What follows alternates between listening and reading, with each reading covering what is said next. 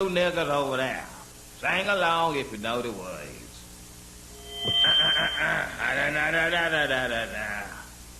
Don't trust them new niggas over there, leaving they nigga essence in the air.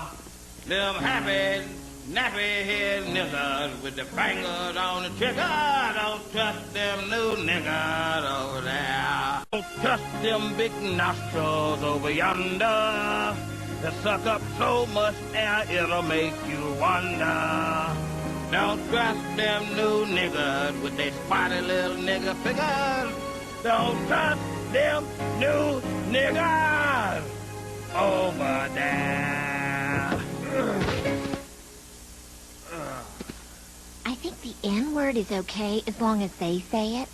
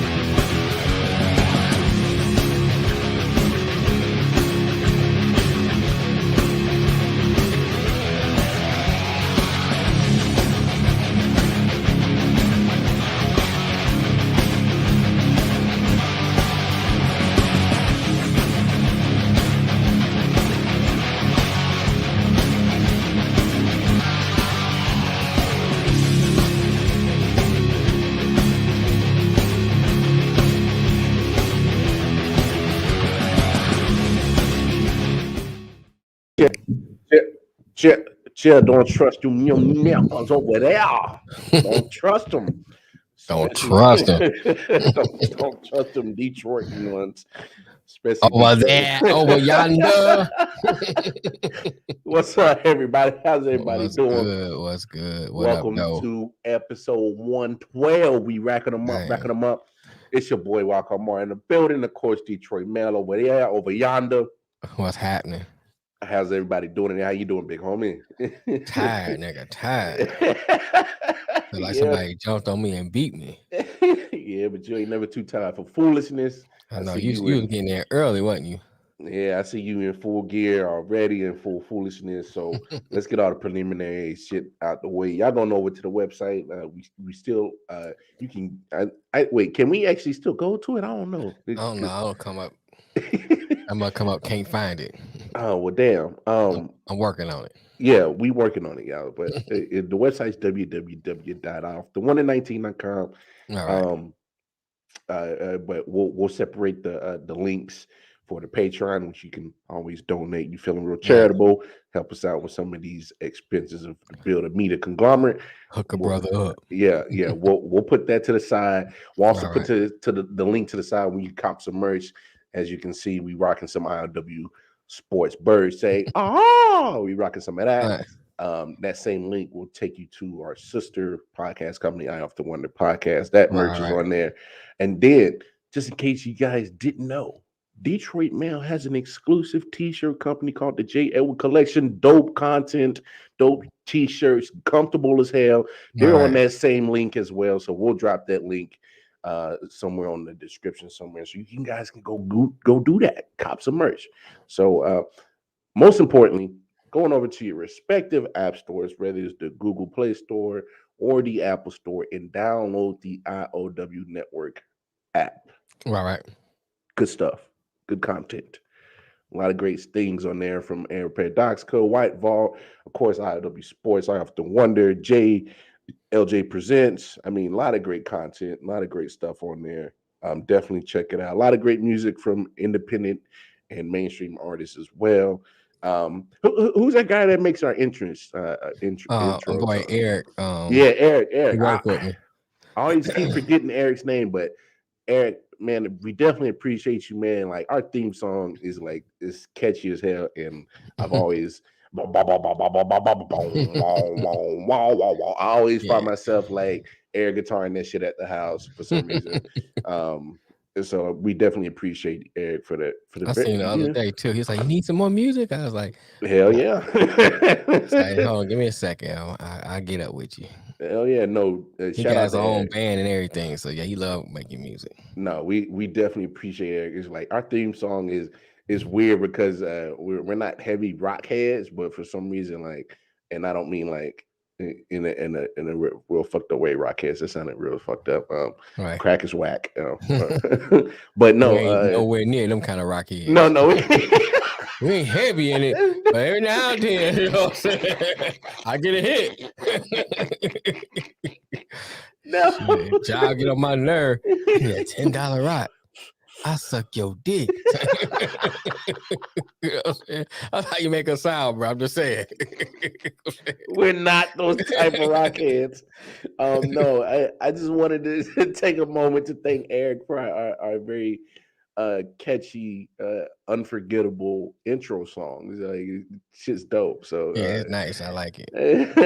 Nice and catchy. Yeah. My guys on here smoking crack. Doing favors for niggas. No, crack is whack.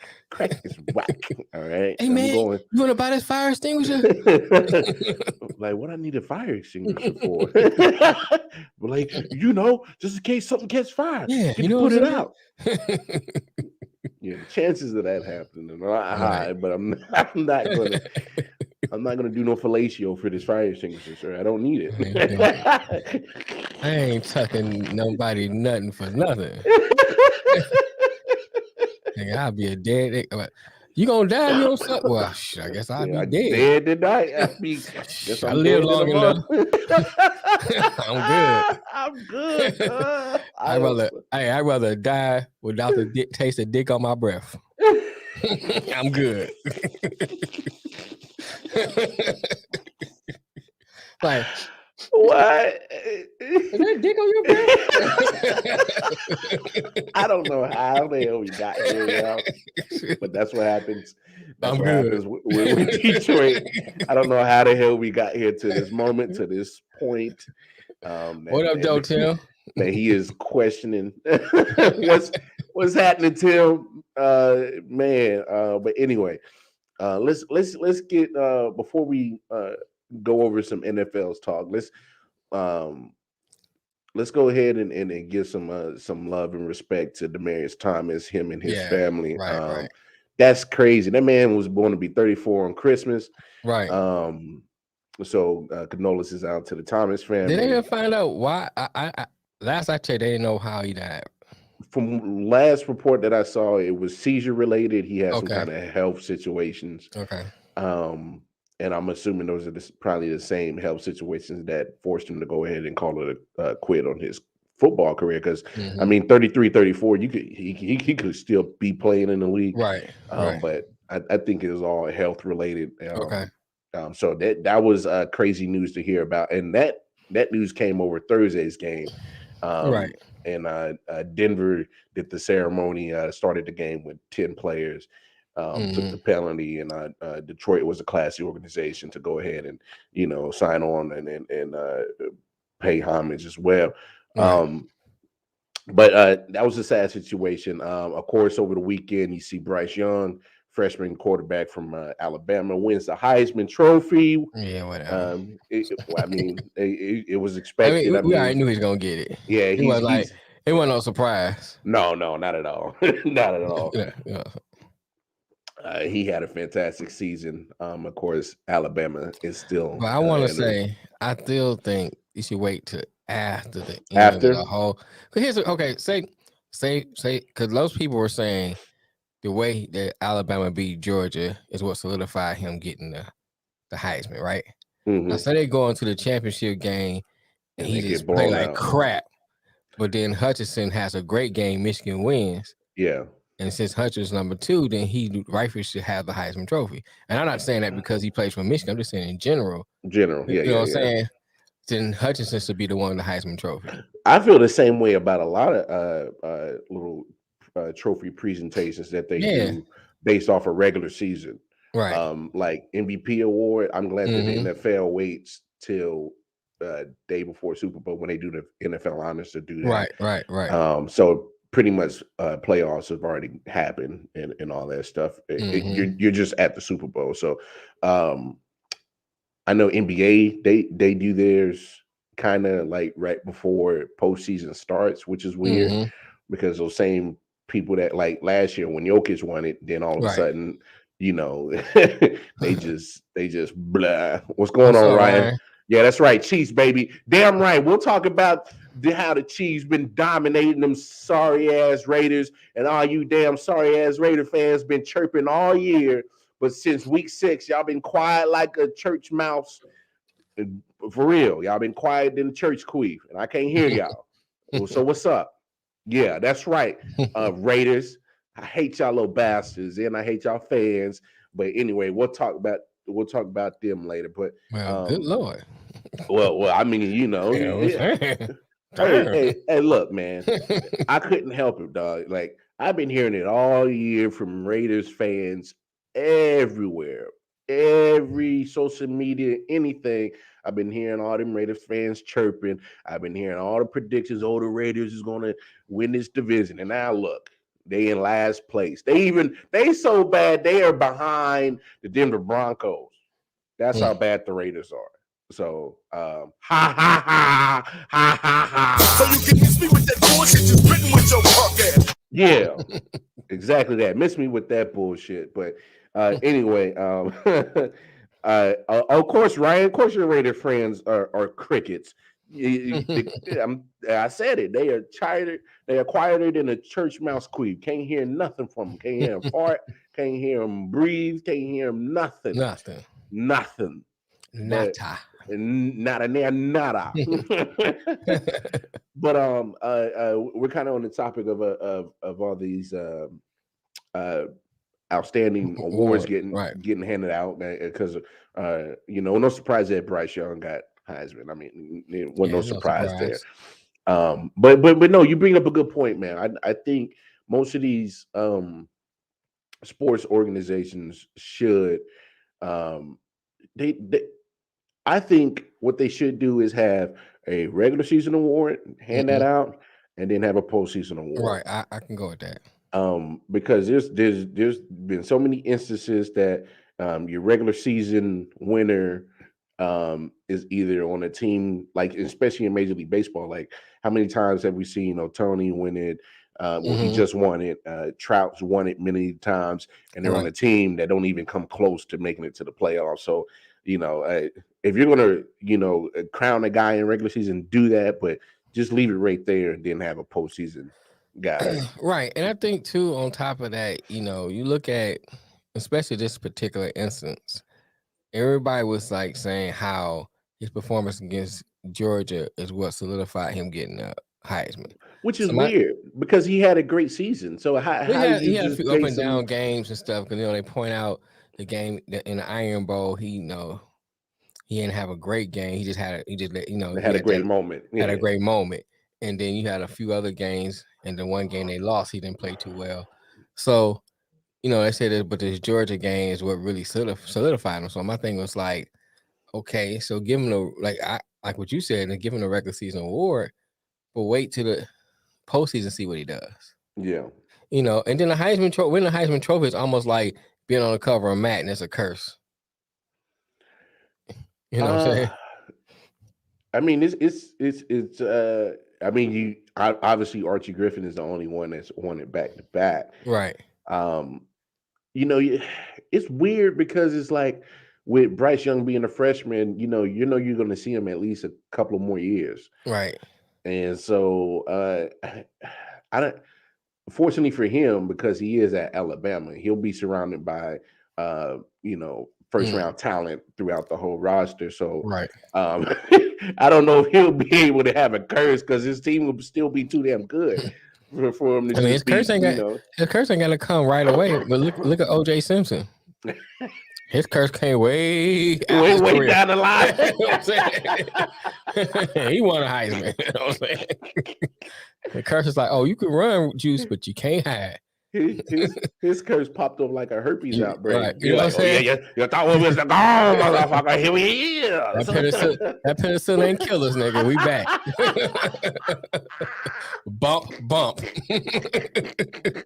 Let me see you turning. You better go bump.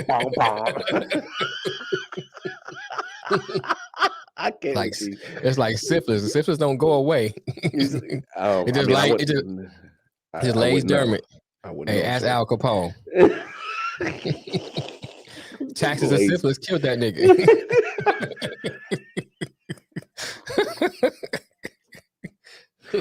Mel is on one today. But I mean, I gotta make up for Nick not being here. Yeah, shout out to Nick. He's taking care of some situations. So, speaking of crackheads, no.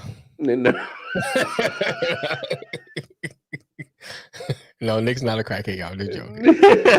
He too dang on big. Yeah, hey, that's real talk. I ain't never seen no big crackhead, dog. I seen a lot of skinny motherfuckers that could Jimmy lock or break into a car with they pinky nail. You must be speaking of crack on your steaks, nigga.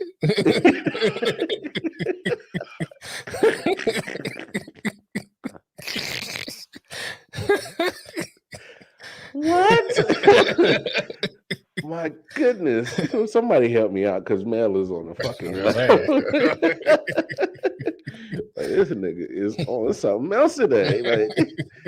But look, man, to our major point about all these, outstanding awards getting handed out, man, it's I think we both agree, just you just separate the two, have a regular season and the postseason one, because I mean, I get tired of seeing your winners absolutely just disappear in playoff moments. Right. Like it was like, well, hell, you just got the award, and the first thing you do is you get eliminated 4-0. Right. What are you doing? or you're out the first or second round in the playoffs in the NFL, and you're not even come close to a conference championship game. Hey, where'd you go? Right. So it's like, we've seen it so many times. I mean, it's ridiculous.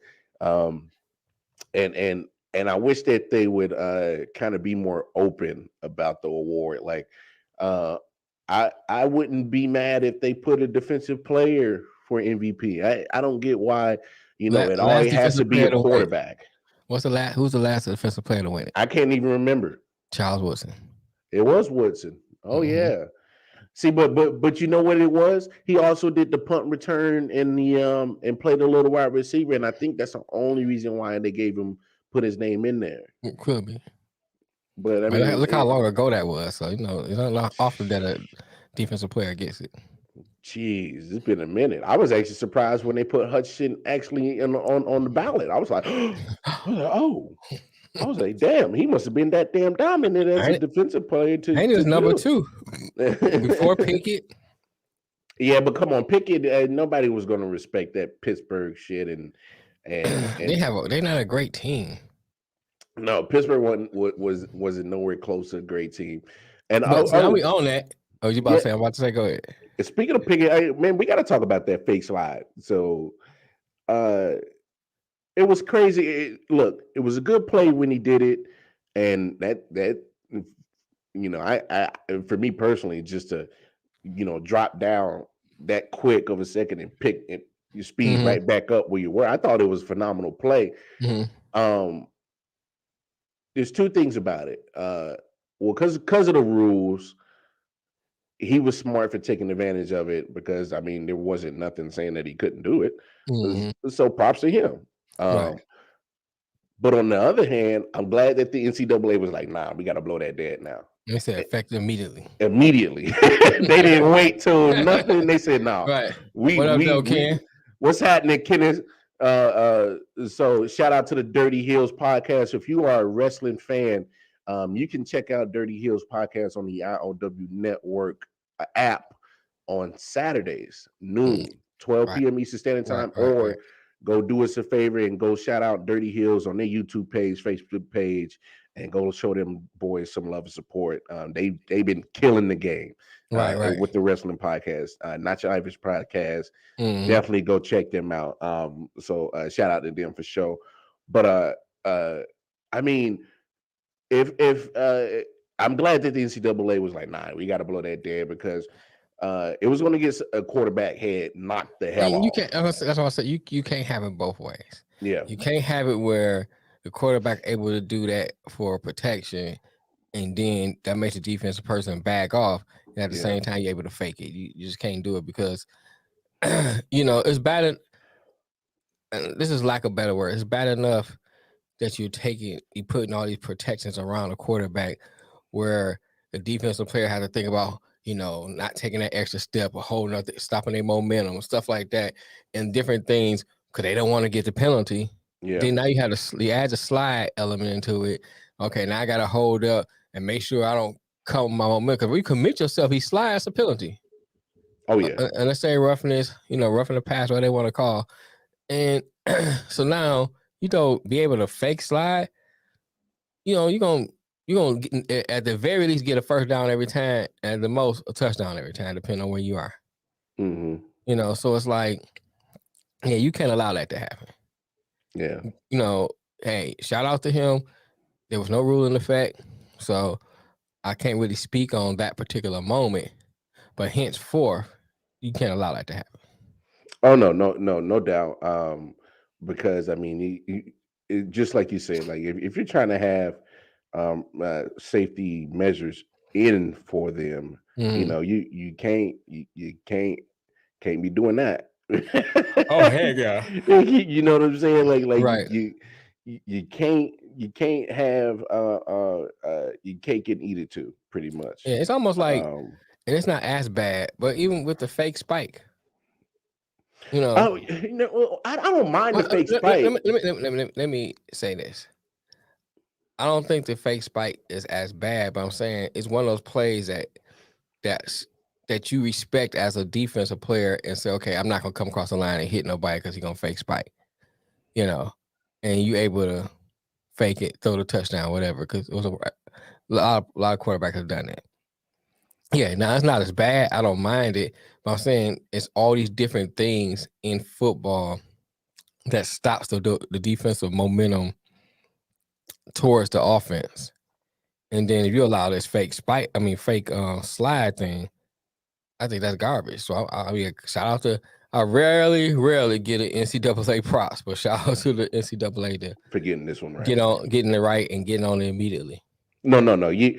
And I'm glad they didn't wait, because you got bowl games coming up. Mm-hmm. You got college football playoffs starting on the 31st, both semifinals, and then a week later you got the final. So you don't want to see that trend when quarterbacks start, with the fake slide. Or the other side of that, when somebody say, "Oh, I ain't falling for that fake spike. I'm just gonna knock them the hell out." And somebody get hurt. yes, man. You actually do slide. You know what I'm saying? Yeah. No. I feel you 100%.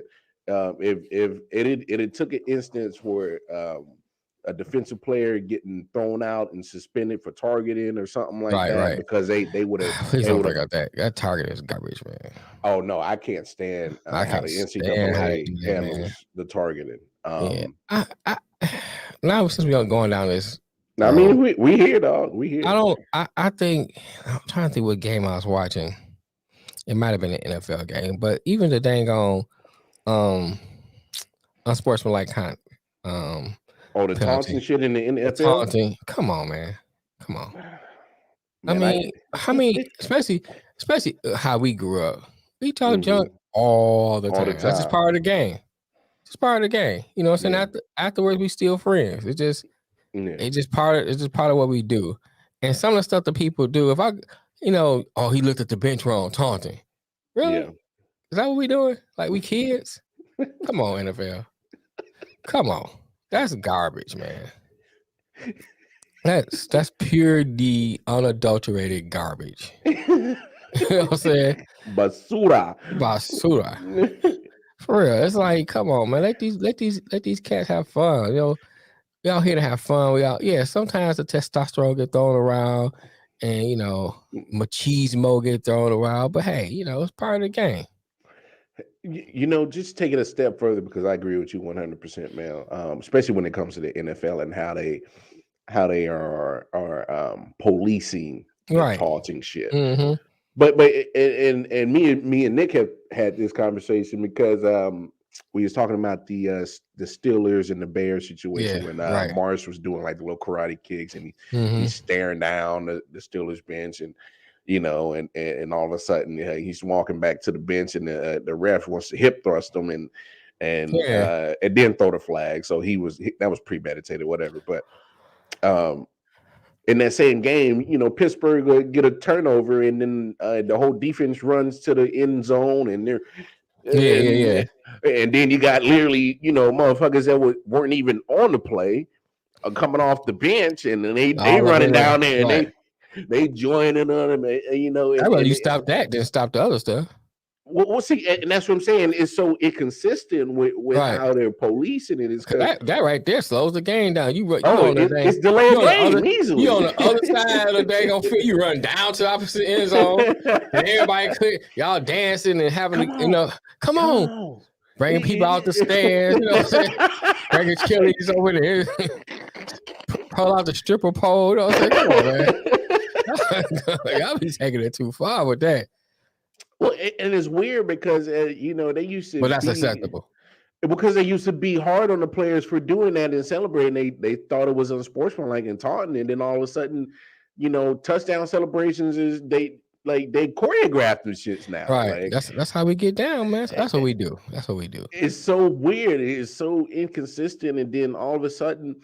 And just to bring up another point about them trying to police the taunting, because they're literally just throwing the flag for anything on taunting. Mm-hmm. You point at a person, you look at a person, you breathe on a person. That's crazy. They're throwing a taunting flag, and I'm just like, wow. And I think for me, the biggest point is the NFL still has had a trouble trying to figure out what a catch is. They still they still ain't got that right. They still haven't figured out what pass interference is, because they missed a blatant call in Tampa Bay Buffalo last night that was egregious as hell. And there's another one I was watching too. I don't think you should call a pass interference play if the ball's not catchable. Facts. Now the one against Tyreek, that was at first I didn't think he touched him, but let me take that back. I said it like his momentum did kind of slow down, but at the same time, I understand why they called it. But there was another game I'm watching. I'm like, come on, man, this ball wasn't even catchable. Yeah, and they're like passing interference. Come on, man. Then I hate the one when they both going back and forth.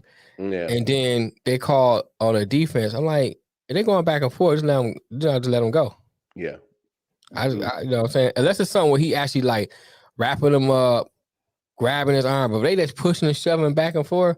Yeah, I saw him call an offensive pass interference in the Chiefs Raiders game, and I was like, "Whoa, I've never seen them do that." Right, it's not consistent, man. And so when you have these referees in the NFL that have been inconsistent with pass interference, been inconsistent with what a definition of a catch is, and now you are asking them to be consistent on a call that is judgmental about what is taunting and what isn't, and I'm just like, you can't do it. You unless you can't.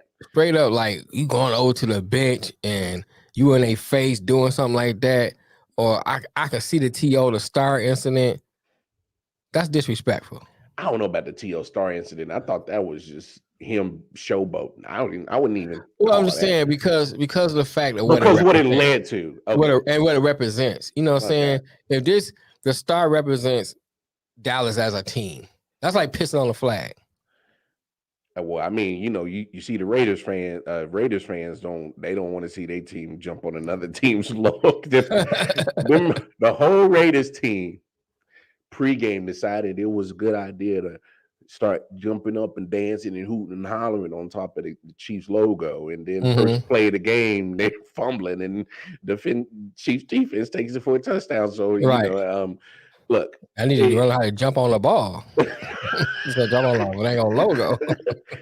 Look, if you're gonna do that, because we've all played sports, you jump on our logo. That's okay. Right. You better be ready. Right. That's what I'm saying. So that's why I think that the TO thing kind of represents that. So yeah. But my bigger point is that taunting should be something that is egregious. Egregious. If I make a good play and I point at them, keep it moving, and I ain't, because like we play basketball, you out there, I told you that time I was out there playing basketball, somebody else's field, they ready to jump me, but I was right in my mouth, I understood.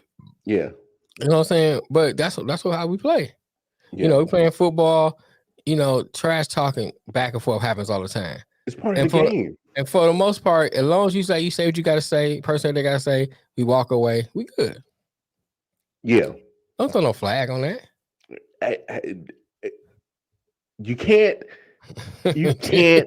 You absolutely can't expect these referees to make a consistent judgment call on something that's very inconsistent with all the other things they can't even be consistent with. I hate to say it, most of them are old as hell. You know what I'm saying? So their judgment of what taunting is versus what people our age or younger think taunting is totally different. Yeah. So that's part of it. It's just a lot of factors that goes into it. I think I guess I understand you can't make no clear-cut rule because it has to be a judgmental thing, but it has to be a little more flexibility to it. It has to be. Because some of the stuff they call it taunting is like, come on, man. Let these people play the game. Because some of them penalties can cost the game. Yeah. Well, at the most, swing the momentum. I want to talk about Chase Claypool for a second. Okay. Because he had a real weird night on Thursday night. Got benched for a minute because he got called for taunting. He deserved it. You put your fingers in a man's face and you mushing him, and that's taunting. Okay. My man did let me say this though. My man did kind of like when he was getting up on the play was kind of messing with him. I mean, he shouldn't have put his hands in his face. No, don't get me wrong. I agree with you. But you kind of pushing back and gone, but yeah, but I'm looking at Chase, who's a younger player, who he felt he had to rebuttal. Right. So and he got caught. He got caught with his finger in the man's face mask, mushing him, right. and so he got benched. And then it had a missed block that led to a tackle that ended the drive, and then almost got called for fumbled. And that was overturned. And then in the important moments of the game, they're literally driving downfield, doing a 2-minute drive, no timeouts. Right. He gets a first down, and he wants to celebrate and waste time off of a first down. And so they finally get the ball set and wasted probably another 10, 15 seconds, and he's throwing a temper tantrum. And I'm just looking like, this fool right here. When you say that you see stuff like that, I'm just like, I don't know how you put somebody had to replace Antonio Brown as a fool. Right. Shoot. Yeah, man. I just think that he has to be smarter than that. You gotta think about what's best for our team. And we're on our way trying to win this game, and you cost yourself, your players, or your team harm by doing silly stuff, man. You gotta learn how to separate your emotions from the game. You know what I'm saying? When it's time, it's a time to celebrate. It's a time to have fun. It's a time to be about business. And when you on a drive trying to win a game, it's all about business. They gonna talk. Let them talk. You get back in the set, and you talk with your actions on the field. That's when it's time to talk like that. That shows a lack of maturity on his part for sure. But it also shows that wide receiver room, or even on that offense, they need a nice, strong veteran presence to, kind of give that information or give that type of when to be about business Right. in certain moments because it matters. You know what I'm Mm-hmm. saying? The intangible parts of playing the game. You know what I'm saying? Not just being there and being present and playing football, but Right. certain. They need a Larry Fitzgerald presence in that room, in that wide receiver room. That's going to be the Right. veteran Right. voice. Right. But look, Chase Claypool is a good talent. He's been getting a lot of flack in the media the last couple of weeks. So hopefully the young man, you could clean some of that up and Yes. and actually be a good contributor to the Steelers because And then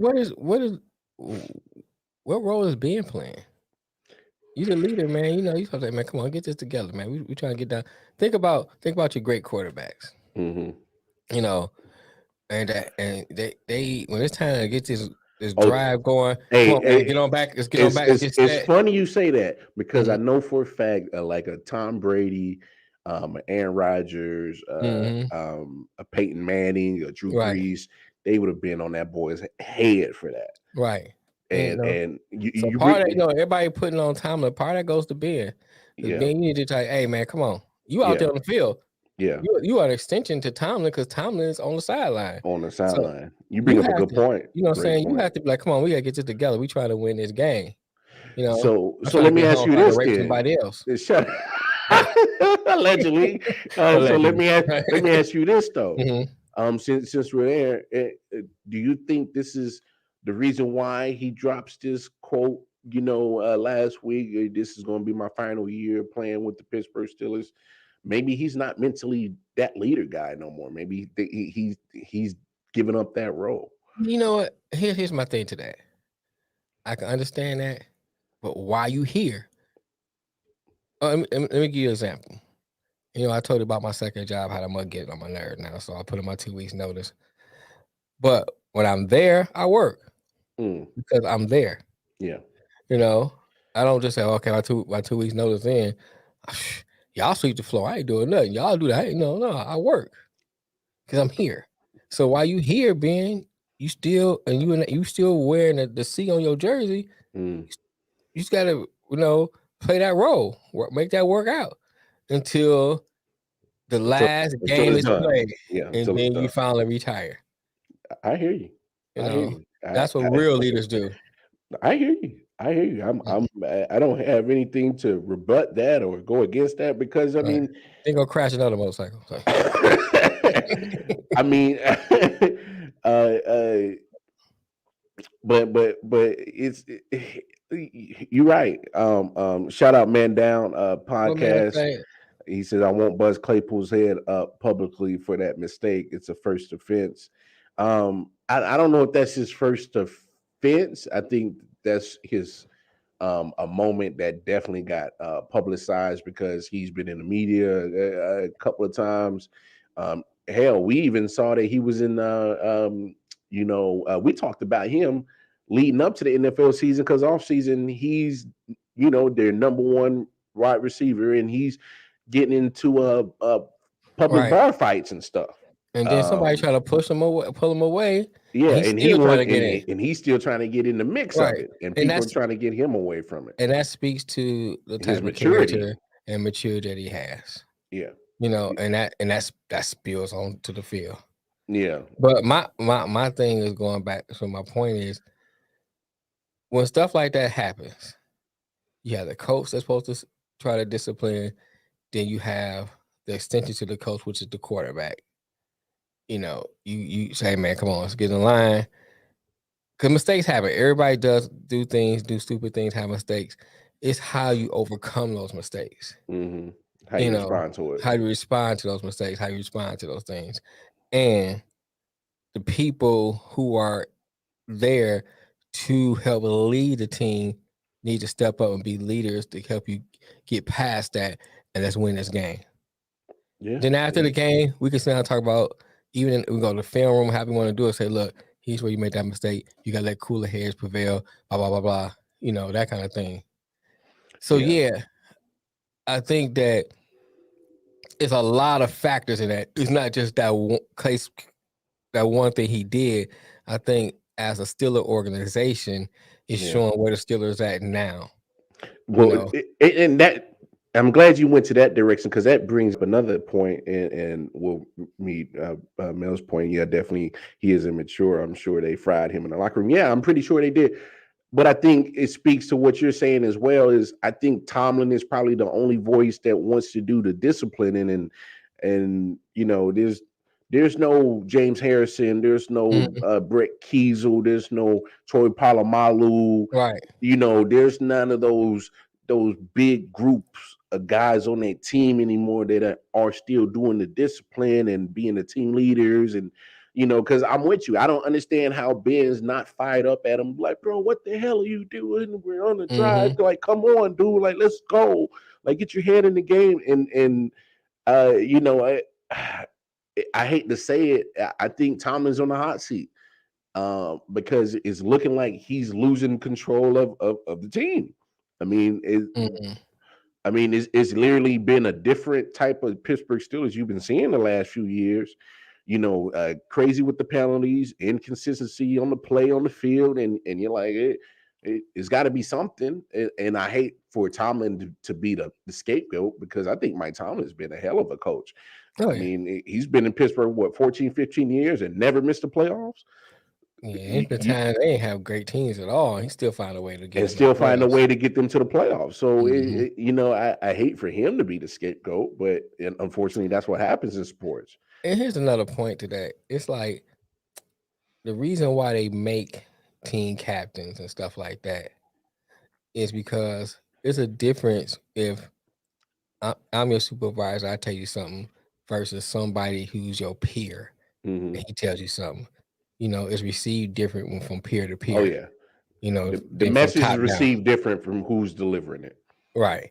And sometimes you need this like let the peer speak to certain situations. Now there's a time that the management needs to speak, but there's a time sometimes where your peer needs to say, "Hey man, come on." Yeah. Because I just think that Ben kind of dropped the ball on this one. To your point right here, what do you think Tomlin would make a great coach at a different organization?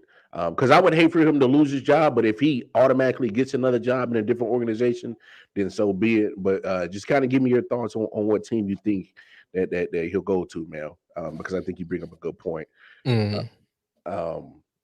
Matter of fact, you say Panthers, Seahawks, and Jacksonville. Yep, all three would be a great landing spot for him. Panthers, I like the Panthers. Yeah, the Panthers Seahawks. I'm not exactly because they're going through a total rebuild. At the time, they really want to go through that. Yeah, but at the same time, I think you said any team. He said any team. I like the Panthers because obviously we see with Matt Rule in the situation, it's all over the place. They don't know what the hell they want to do. So that makes great because you look at that defense and match that with Tomlin's personality. I think that'd be a home run. Right. Maybe he can get something out of Cam. I don't know. But that'll be the first thing they'll have to address is the offensive side of that ball. Right. So that would be a good choice. Seahawks. I mean, I hear what you're saying because I think they're in a total rebuild too. That whole being dominant in the NFC West is long gone. They're not even the best in that division. Right. But Pete Carroll, his voice is getting tuned out. That team is not taking on his personality anymore. His offensive scheme is old and played out. Is nothing exciting. You know what I'm saying? So they need a new voice with that. And then Jacksonville, and I'm glad we're at Jacksonville because that brings us to our next topic on the coach situation. They missed the ball on this one with Urban Meyer. I know he was the popular guy. He was available. But he's not it. Seahawks, is that even the real animal? I mean, I ain't never seen it, but I was assuming it's like a nickname for like a pelican or something. Something, it's like a bird that's near the sea, and it looks hawk-like. I don't know. Or something. A seagull or something. I don't know. but with Jacksonville, I mean, Urban Meyer is just not the guy. The man is literally, when you're 2-11 and you're still getting talked about for the negative publicity, I mean, and he's getting mad. He's like, anybody leaking stuff is getting fired. I'm like, you threatening people's jobs now? Right. Like, that's what we're doing. But my thing is if it's out there in the public ears and people are hearing it and they're seeing it on these shows, there's a reason, and you're the reason why. You know what I'm saying? What's going on, Malazzo? He said, "Go Patriots, going to take down Brady and the Bucs in the Super Bowl." Any comments that Malazzo puts up, just ignore him because he's such a Patriot fanboy. I'm tired of him and it. That's when I need Patriot fanboys. I know, right? No, shout out Malazzo, the big homie, part of the BWO, man. No, Urban Meyer just ain't it. I think the NFL is too big for him. It's overwhelming. He can't handle what all involves in the NFL. It's kind of like when some players or coaches go to like big markets like New York, LA, and they just can't handle that type of media, Philly, how that aggressiveness of reporters are. Some people just can't handle that. And I think that's how it is with Urban Meyer, where this NFL is a whole different beast than college is. Yeah, but he's failing in a small market, dog. Well, I'm just saying, the NFL itself is like, it's overwhelming. Yeah, but he's not in New York. He's not in LA. He's not in Chicago. Imagine how worse it would be if he was in New York. Oh, he'd be worse. He would have quit halfway through the season. Because they'd be roasting him. Oh, they'd have been killing him. Right. Because he's literally in a market in Jacksonville that is, the fan base they're loyal. They are loyal because they've been going through some growing pains with that franchise since it's been there. But when you're talking about media market, I mean, it's Jacksonville, Florida. Is not the same as a Philly or New York. It's not even Tampa. No, it's not even Miami. It ain't even city in Florida. Right. It ain't even the biggest football sports market in their state. So it ain't a good city in the state. So he's failing with this situation in Jacksonville, and it all started with the hiring of the strength and conditioning coach before the season started. It just got fired from University of Iowa, allegedly being, saying a racist and homophobic things. You hire him, and then it wasn't until the media jumped on your ass that he got rid of him. And then, then he got all these other, quotes coming out about dealing with the draft that just was kind of head scratching. And it's literally week to week that he's going to give you some kind of ammunition on why he's not fit for the job. That, of course, the infamous picture with the lap dance in Ohio, that didn't help. I ain't mad at him with the lap dance. But you get one of those at a private party. A private room. He had the bar, dog. You out here in public, you know what I'm saying? What you doing, bro? What you doing? It's rules to this game. You know what I'm saying? It's rules, bro. You are a famous person with a wife. You know what I'm saying? And that wasn't your wife. Right. Well, what you doing? You know what I'm saying? Hey, you know what I'm saying? He forgot all the rules of discretionary stuff. Yeah, bro. I'm just out here in the open. I'm like that. You know what I'm saying? Get it all in. You know? What you doing? You're like Urban. Hey, where's his boys at? But like, bro, ain't nobody pulling on his coat. Urban, what you doing, bro? What you doing? Not here. You know what I'm saying? Hey, cuz, what you doing, bro? Come on, man. Nobody talking to my man. They just nobody fail, bro. They like, that's just Urban being Urban. You know what I'm saying? Being Urban. You know, that's how he get down. His wife know. And then now you got the latest issue. Apparently him and Marvin Jones have gotten to it. You saw Trevor Lawrence come out and was like, I don't agree with the benching of James Robinson. He's our best offensive weapon, and you're not playing him. And when you got your number one pick, right? You got Sunshine. You got Trevor Lawrence saying stuff which he's not a public kind of guy. He's not. Right. He don't talk a lot in the public. You got him quotes coming from him. Like, to me, it's not everybody. It's you, Urban. It's you. It's you, dog. Like, I don't know how he survives. Man, if Khan don't fire him, I am side-eyeing him too. I was like, really, Khan, what we doing? Urban got a tape on YouTube? What's up? Why you ain't firing my man? Hey, Khan, look, let's talk, brother. Because I don't know what else does Urban have to do. What does it do, man? You gotta call he ain't the guy. A derogatory name too. You know what I'm saying? What do you got to do? You know what I'm saying? You got to say some off the wall shit. You got to slap something you. What's up? You know what I'm saying? Yeah. Slap you. Get a lap dance from your wife. I mean, you know what I'm saying? What do you got to do? You know what I'm saying? To get fired. You know what I'm saying? To get fired. What a brother got to do around here to get fired? You know what I'm saying? Because it's like Urban Meyer keeps giving reasons why he's not the coach fit for the job. Or fit for the job at all. I mean, this guy right here is all hype. He brings hype with his name, but when it comes to, I mean, there was reports he's like, I'm a winner, and he's telling all his assistant coaches that y'all are losers, and he wants to say whether it's true or not. If the report's out there, man, that's negative publicity. You don't. Well, I don't think he'd get another NFL job, but somebody in the college will pick him up.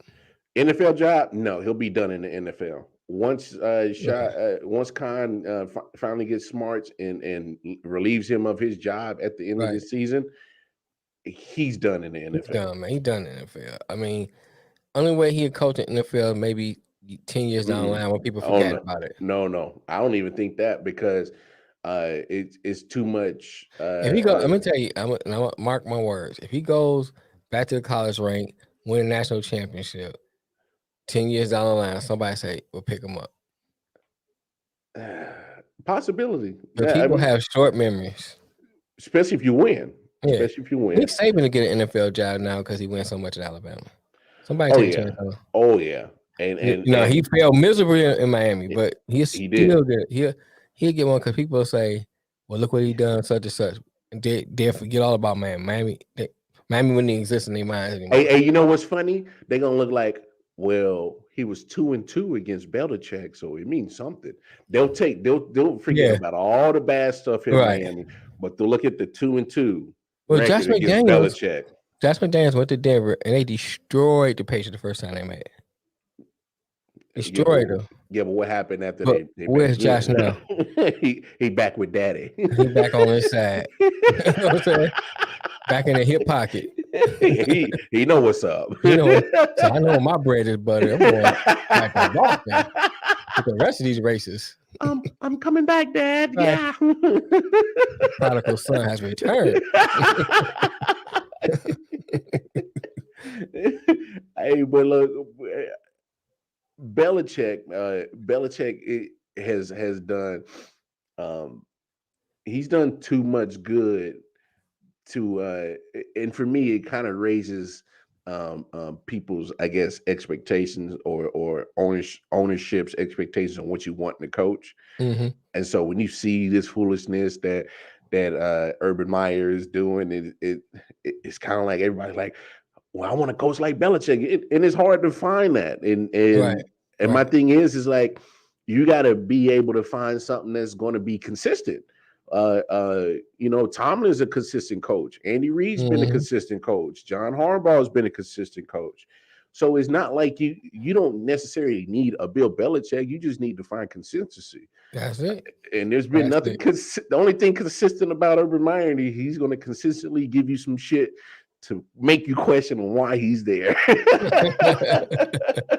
Why is this guy here? Yeah. Why is this? Hey, who hired this guy? No, but I agree with you. I think NFL he'll be done, but somebody will definitely pick him up in college just because. Man, that's just how sports is, man. People have Yeah. short memories when you win. Yeah. That's just how it is. But I want to ask you something. I want to pose this question to you. Yeah, go Tell me ahead. what you think about it. So I follow this guy, he's a Lions analyst. And he posed that he said that's how I wish Nick was here because part of it had to do with the Jets. He said that the rumor is that the Jets is interested in Jeff Okudah. Robert Saleh reportedly liked Jeff Okudah. So that the thing was go to the Jets, maybe get some draft capital for Okudah, get rid of Flowers because that clears $10 million of cap space. Yeah. Now you got $50 million plus to work with when it comes to next year. And with the Okudah deal, you can get at the very least one pick and maybe more from the Jets. What do you think about that? Well, it works. It can work out because you see the Jets got 2 picks in the top 10. Mm-hmm. So if you're talking about getting one of those picks, I mean, when you got so much that you need to fill on your team, mm-hmm. so many needs, at this point, there's nothing wrong with stockpiling on picks, right? Because you can address so many issues at one time in one draft, literally in one draft. Right. Because you probably got a checklist of probably 15 things that needs to get filled. Mm-hmm. And in one draft, because you stockpile so many picks, you could probably knock off 10 of those things on that list. Right. And then you can address the rest in free agency, maybe make a couple other, trades. Right. Whoop de woo. And then that checklist is probably cleared. Because, when you're a team like Detroit and the Jets, whose checklist is so long of stuff that mm-hmm. needs to get filled, right? You want to go into year by year with literally minimal amount of things on that checklist. Right. And so if you can knock as much as that checklist off in one draft and free agency, then hell, you take a stab at it. You know what I'm saying? But and Nick chimes in at the perfect time because he says Joe Douglas is not giving up those assets in the first round. We can get a second round. Second round pick can still work. I mean, it don't have to be a first round. We have so many needs. No way, no how. Look, and of course, Nick being a Jets fan, he's saying it's a no-go, and we'll see. Because I mean, when you got so much that needs to be answered for your franchise, and mm-hmm. you can't answer it all at one time. You need to kind of just wait, be patient, and see what's the actual right game plan to address some of those needs. Let me argue what I think. Now, if it's true, because we don't know, this is rumored, and Robert Saleh seems to like Jeff Okudah. First of all, you test and see how much he really likes him, and that's how then you figure how much he really likes him. Can really figure how you approach the deal. Mm-hmm. It don't have to be a first round. The Lions need somebody to pick. You get a second round. True. You get rid of a player who just happened to not work out for you. It's been players that don't work out for one team and stars on the other. Yeah. Okudah hasn't been working out. They got some young corners already there. So they don't technically need him. Mm-hmm. So you get rid of that player. That still frees up some cap room. It may not be as much as Flowers, but it still does free up some cap room. Mm-hmm. And you're getting a pick out of it. You just get one pick and a future pick. That's good. Because you're still building. So it all got to be done in 22. So if you get one now, 1 in 23, 1 in 20, or 1 in 24, whatever, you good. And then with the Flowers thing, Trey Flowers is a great player, but Trey Flowers is not a once in a lifetime player. No, he's a solid player. You know what I'm saying? So losing him based on this situation. So we got to deal with this situation. What the Lions already have, they got Levi out there. They got a man out of NC State. His name is a team. They still got Deshaun Hand. They got some young defensive ends out there. They just need one phenomenal pass rush to put pressure coming off the end. Yeah, You can get that in free agency. You can get that through the draft. So I think having that $10 million freed up, and I prefer you get out of the draft because now you got rookie, a whole bunch of rookie contracts. You ain't paying nobody for a minute. Yeah, you got a minute. And so that's helped bolster what you can do for the next couple of years because you're not putting out money now. The year 2023, you got a little more money to deal with because you haven't put out a lot of money. You can get a veteran then instead of trying to get it in 22. Well, and just to bring up a point, because with the Jets and the Lions, I think they're both in the same similar situation. Right. They both got a lot of needs that needs to get attended to. They both haven't had a lot of winning success, but the only problem is, I think the slight difference is your market, because the Jets can use New York City as a bargaining chip to bring in free agencies where, that's true. You're not going to have a lot of people running the jump and say, oh, well, I'm going to go play in Detroit, Michigan. Right. I got to set up shop there, and it's no diss on Detroit. Oh, no, I'm saying. But I mean, there's a difference between Detroit, Michigan and New York City. So, it's just plain and simple. Right. So my thing is with the Lions, you got to hit home runs in the draft. You know what I'm saying? Because yes, you can throw a certain amount of money at a free agent and free agency, but if he's going to, narrow it down to Detroit, Michigan, New York City, Detroit, you don't want to leave that to as a last, marker of how he's going to make his decision. So, and my thing is if you guys hit in the draft and build something, that'll maybe turn that decision on a free agent. Right. Like, yo, I like what they building over there. They got something good. And I know it's Detroit, but damn it, they play good football and you could do something. So I might sign a 1 or 2 year deal and see what's up.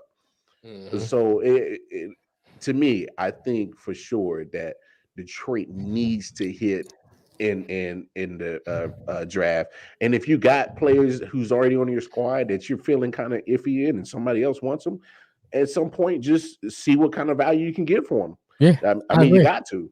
I agree. I mean, definitely Flowers. You go ahead and get rid of Flowers. Oh yeah. Flowers. Here's the thing about Trey Flowers. He plugs in holes. He moves, the offensive line around, but he's not a sack person. Never been a sack person. He gets sacks based off opportunity, but not really. He's not really producing sacks. He's not giving you 12 sacks a year. No, he's not. You know what I'm saying? And so that and you can see that because there's no real pass rush from the Lions. Yeah. So you need a pass rush. A lot of the games that they had lost, that it was close, they had a pass rush.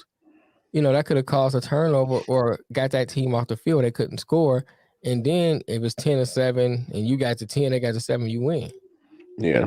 So, hey, we'll see what happens. But we got some NFL games we need to review. Of course, we kind of already talked about the Chase Claypool situation, but I was surprised how well Ben played on Thursday. I was surprised. I'm not though. I'm not. Well, no. The reason why I'm surprised is because he's been so down and played so poorly all season. I'm like, oh, he got a little juice, just a little juice left. That's like I said. I think I was talking to Nick. I think it was last time we talked on Thursday. You're gonna see flashes of old Ben here and there throughout the season. It's gonna happen. It may just be a two or three plays. It may just be a second half. It may just be a game. Yeah. But he just doesn't have it where he can produce it night after night or Sunday after Sunday after Sunday. That's where Ben has lost that. He has lost his whole ability to be a good quarterback. He just lost the ability to put consecutive good games together. Okay. And I think you're going to see Ben go out, have a good second half, or go out and have a good, 2 or 3 plays here, 5 plays there. But you're not going to see Ben 2-3 games in a row be what you used to seeing being. So him and that second half stretch and making a good comeback and almost winning the game, it surprised me. But it's just hard for me to bet for the Pittsburgh Steelers because you don't know what Ben you're gonna get at that time. True. And honestly, both teams, it ended up turning out to be a good game. Minnesota was just kicking the shit out of them, like 29-0, and then all of a sudden Pittsburgh came storming back. I'm looking at both these teams. They've both been, that roller coaster team, up and down. Like, they look good one moment, and next moment they look like complete trash, and then so like both of those teams mathematically are still eligible for the playoffs.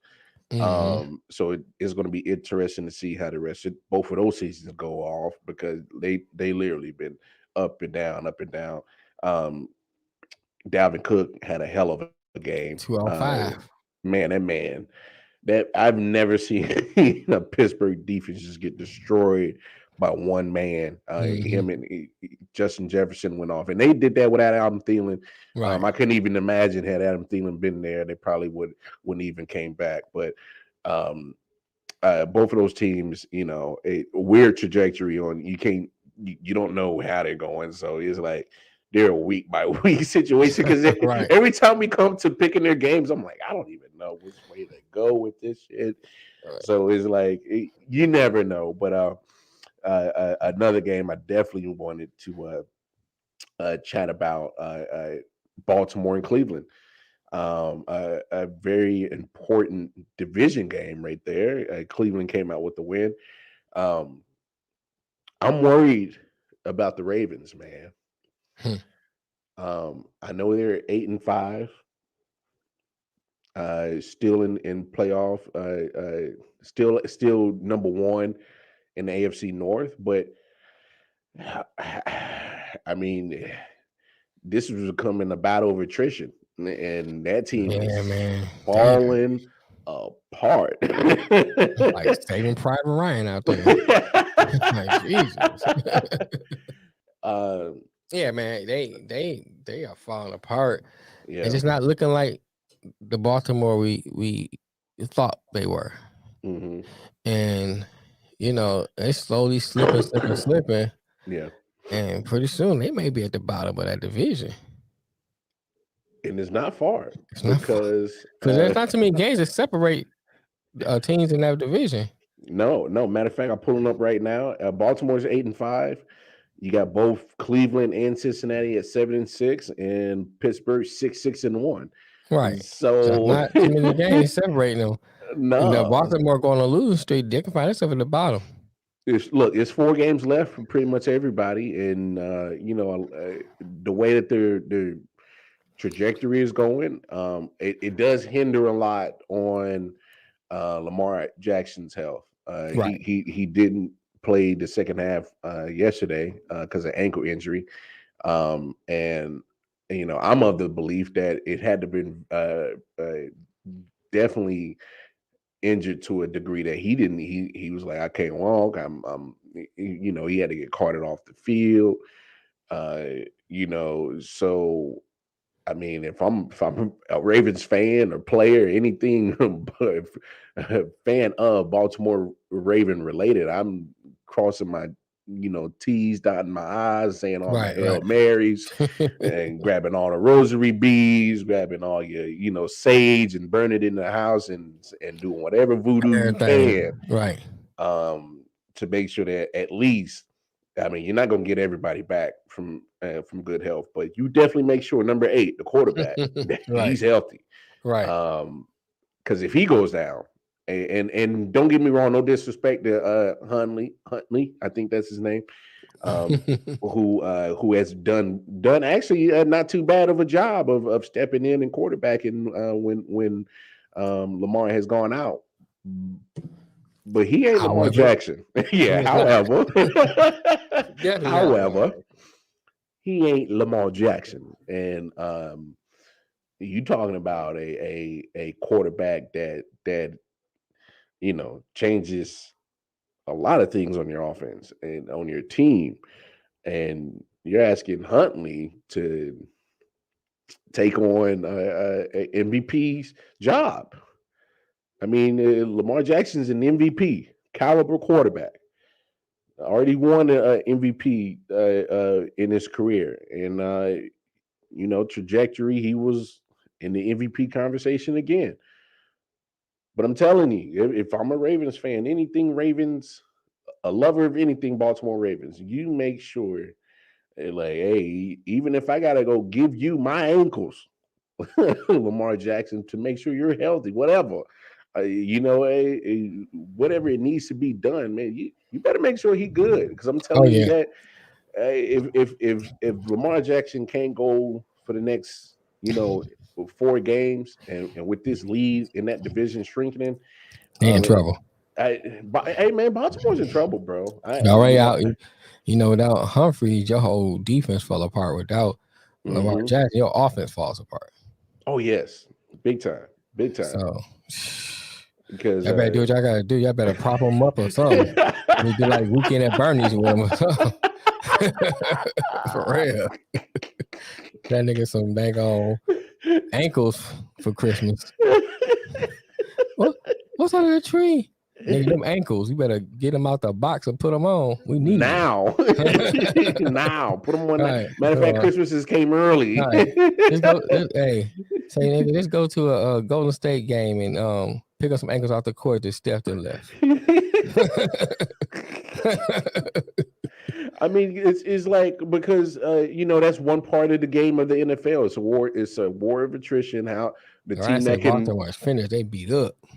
I'm almost close to saying it, but I'm not quite there to just give up on Baltimore right now. Let's take a quick look at the rest of the schedule. I mean, they got Green Bay this week. Then they get Cincinnati, who's in the hunt. That's not going to be easy. Well, damn, they got the Rams. And then they got another division opponent in Pittsburgh. I mean, God. Baltimore finished. Yeah, Baltimore finished out. Bro. It's Cincinnati to lose. It's Cincinnati division to lose.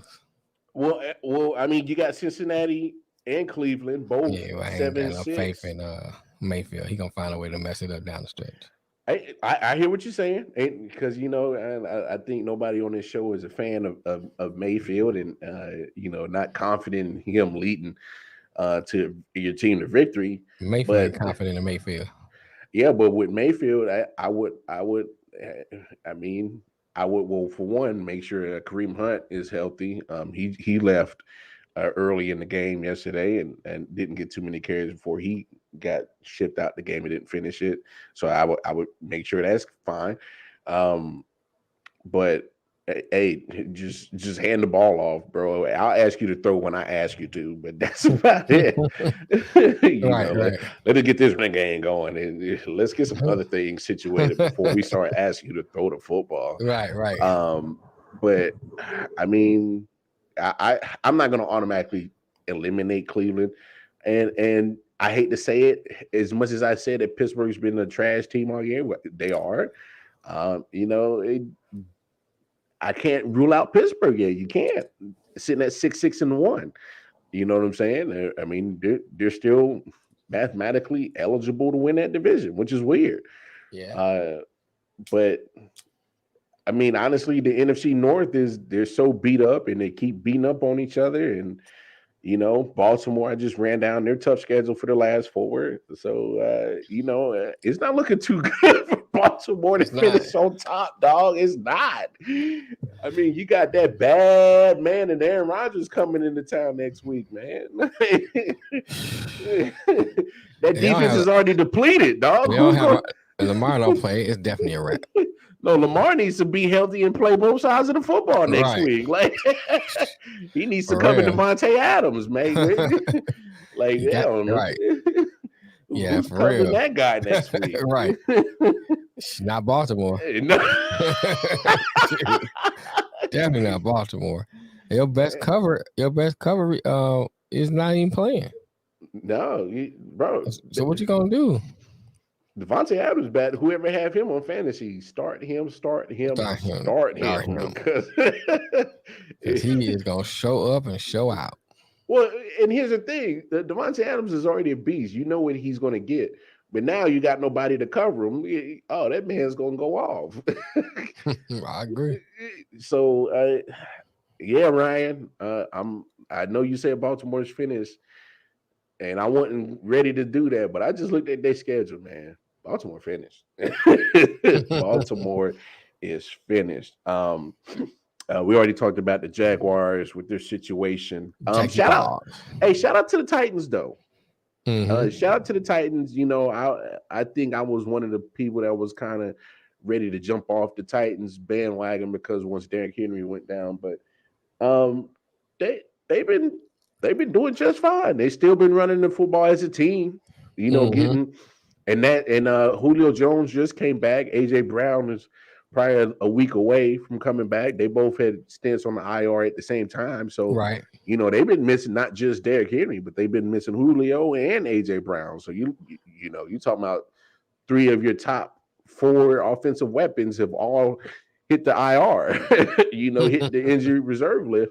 Right. And majority of them at the same time. So, but yet here they are still winning. I look, I get it. I know it's the Jaguars, but they're still 9-4. You know what I'm saying? The Jaguars? Yeah, the Jaguars.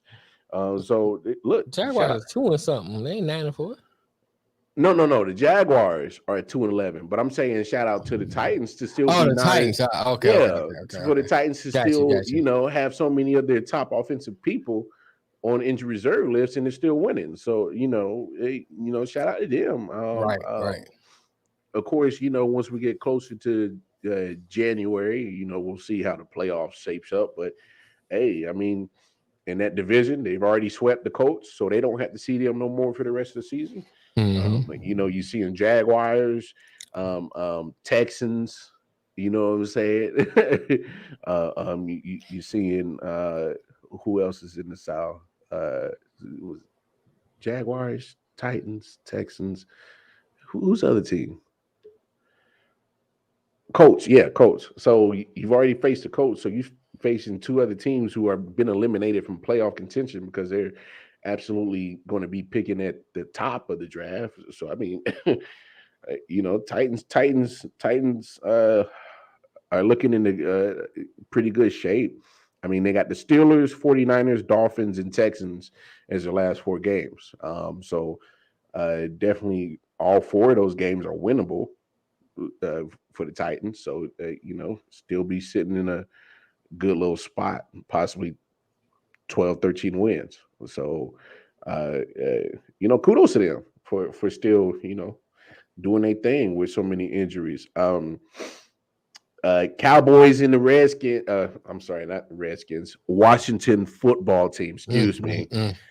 You know, still give me. You know, don't jump on me, y'all. He's still kind of, you know, rough to remember that the little acronym WFT. Washington football team. I was expecting more from Washington yesterday.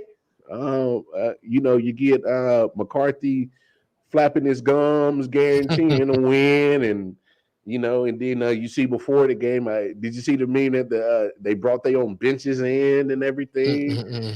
You know, they was just doing cowboy shit, and so, but they backed it up. They backed it up. Was able to go into Washington and get a good pivotal win in the division. Michael Parsons, oh my gosh, I think he might have you know, some votes for being defensive player of the year, not just defensive rookie of the year. My God, I would love to have a guy like that on my team. Like, my goodness, that guy is good. Shit, he wrecked that game plan. Washington's offensive game plan. They couldn't do nothing yesterday. Michael Parsons was just all over that field, causing havoc, forcing fumbles, getting sacks. I mean, what could he not have done yesterday? The only thing he didn't do was score. So, I mean, my goodness, Michael Parsons is a problem. The Cowboys get that victory 27-20. Now they almost choked it up, man. Them damn Cowboys almost choked it up. I was waiting for them to choke it up. I'm like, boy, if they go and choke it up, boy, I can't wait to talk bad about them. But damn it, they took my fun away from me, and they hung on to the victory because it was one thing that I couldn't wait to do if they would have lost that game, was talk junk to some Cowboys fans because they coach put his damn foot in his mouth and almost cost him. Hey, you funny, right? He said it should be WTF instead of WFT. What the fuck?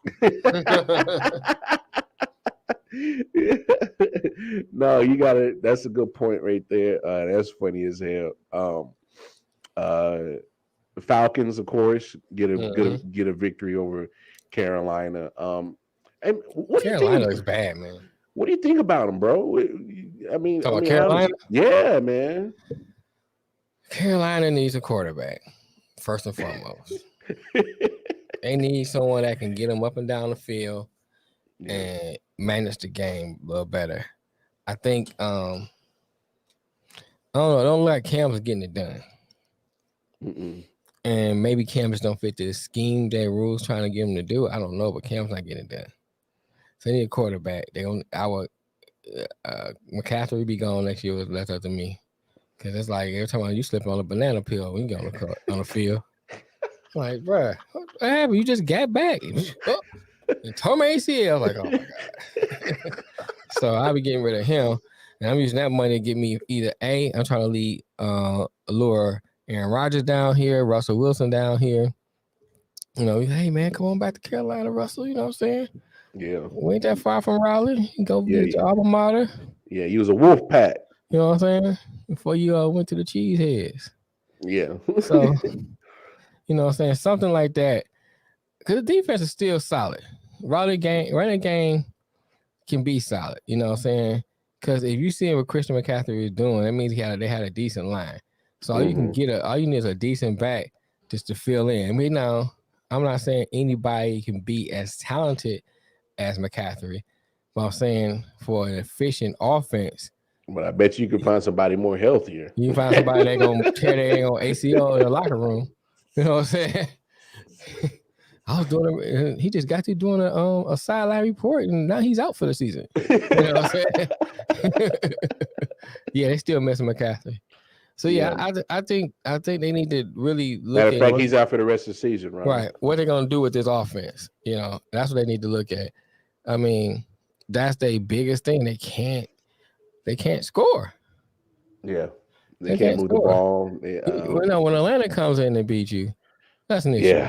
Yeah. And that's not crapping on Matt Ryan. It's just Atlanta just not a good team either.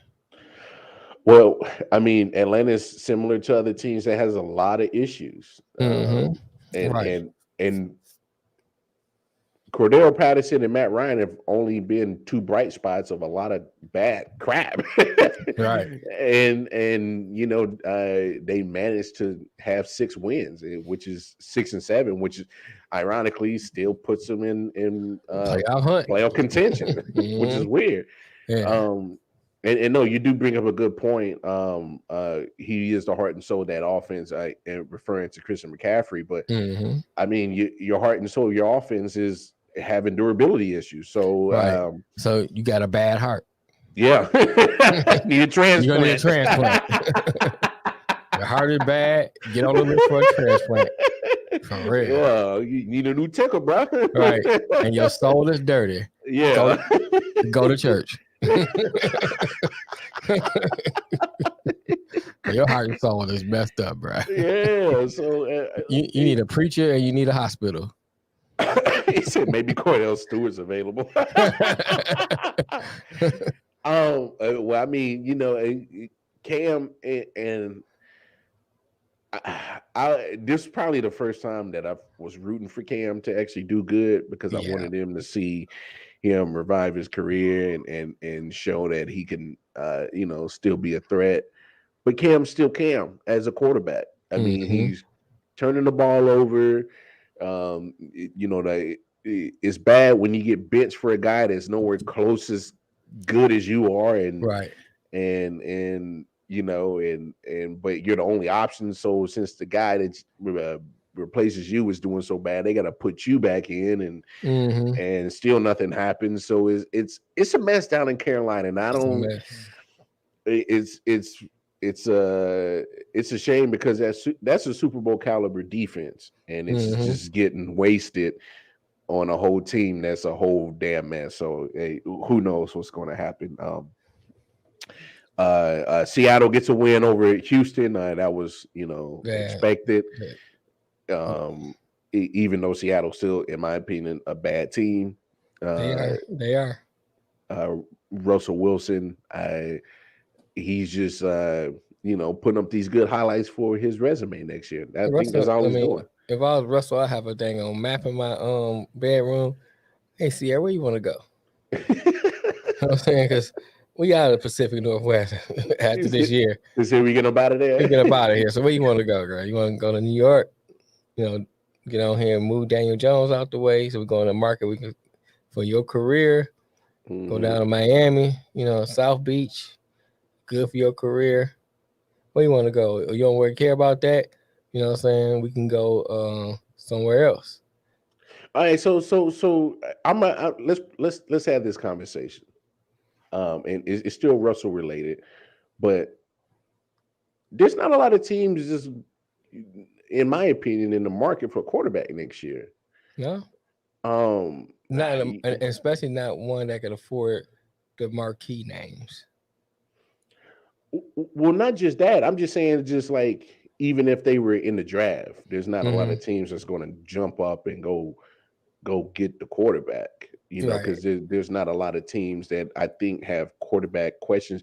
All right. So so I'm gonna go off some teams who I think might move quarterback, and then I'll let you do yours, and then we'll kind of compare and contrast. Right. I think the Giants move off of Daniel Jones. I think Pittsburgh. I think Pittsburgh is going to be in the market for a quarterback.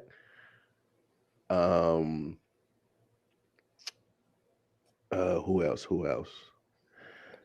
Miami's questionable. I don't know.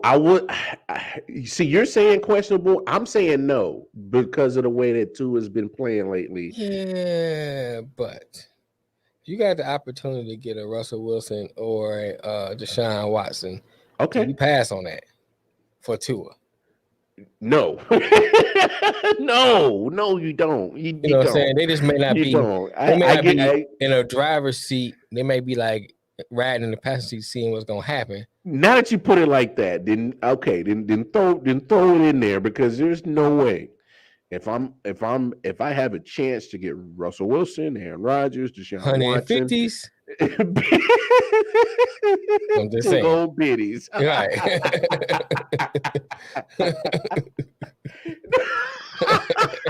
Just saying. You know what I'm saying? Hey, now that you put it to a brother like that, I mean, Tua, Russell, Deshaun, one of them. Yeah. Bye, Tua. Right. You got to go. You got to go. So, I wasn't gonna put Tua on the list, but now that you broke it down to me like that, I guess we'll go ahead and throw Miami in there as well. I mean, I look at it like this: Tua is like being married to a quadriplegic wife. You know what I'm saying? Where the hell this is about to go? It's like the neighbor look good over there. I might have go and hit that. I mean, she can't do nothing for me here. What's up? You get mad and chase me? You know what I'm saying? I'm going next door. You know what I'm saying? Just saying. You going to hell, bro? You are going straight to hell, dog. I mean, I still wash her up and everything. You know what I'm saying? Still doing what I need to do, but she can't do nothing else. She's like a broke down Benz, you know what I'm saying? I'm gonna clean it while it's in the driveway so it look good, but I can't drive it. I can't drive it.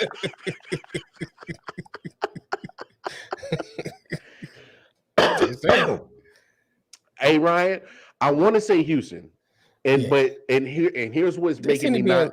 Go ahead. Here's what's not making me say Houston is because David Cutcliffe, not David Cutcliffe, was it David Culley, the head coach? He's in love with Davis Mills. He is.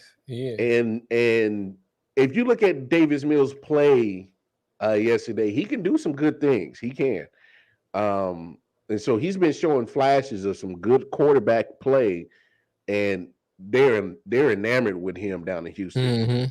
And so I'm willing to bet that they're going to move off of Deshaun sometime in the offseason and get back whatever you can recoup for him and be okay with Davis Mills and build around the rest of the team with what you get back for Deshaun Watson. I'm of the belief that they're going to do that.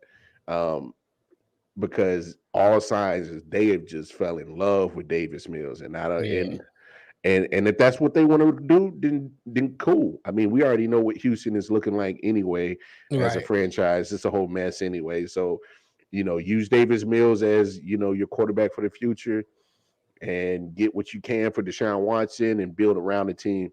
But I do agree with your next statement. Denver's on that list. Yeah, Denver definitely. Yeah. Because you see how good the defense has been playing, even after getting rid of Von Miller. The defense has still been looking good. You got some weapons on offense. You got three great receivers: Jerry Jeudy, Courtland Sutton, and Tim Patrick are good, three capable wide receiver room. They can all go off on any time. And then you got Noah Fant, who still hasn't scratched the surface of how good of a tight end he can be. You got a good veteran running back in Melvin Gordon. You got Javonte Williams, who's as a rookie running back has gone off the charts this year. So, I mean, Denver has a lot of positives. And unfortunately for them, one of the positives is not the quarterback. So you got to address that. And I love Teddy B. And two negatives. Yeah. I love Bridgewater. Block and Bridgewater. Yeah. But unfortunately, since his leg injury 5 years ago, he just hasn't been the same guy.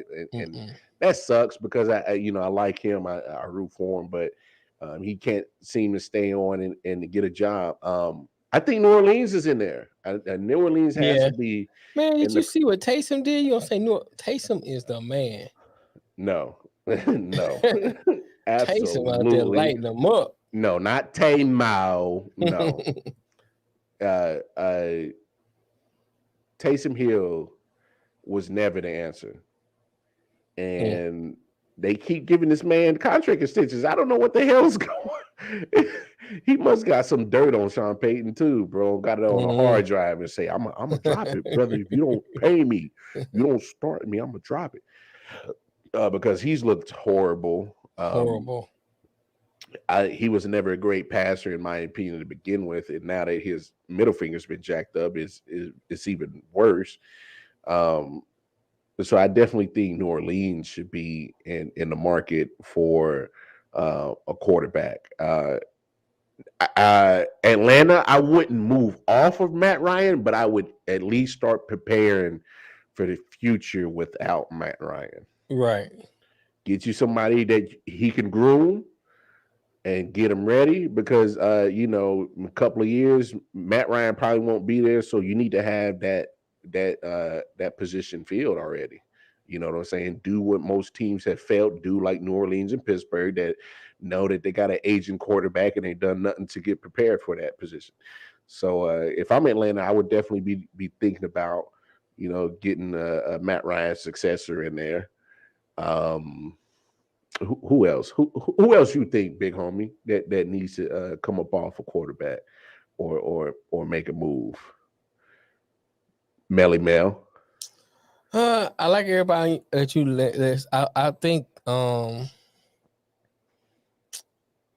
he said Ryan says he think possible Jimmy G will move, but they got somebody to back up Jimmy G. Yeah, they already made plans for Trey Lance. So yeah, they got a game plan. So I don't think they can be on this list. Not Jacksonville. Let's see. I'm trying to think of all the teams.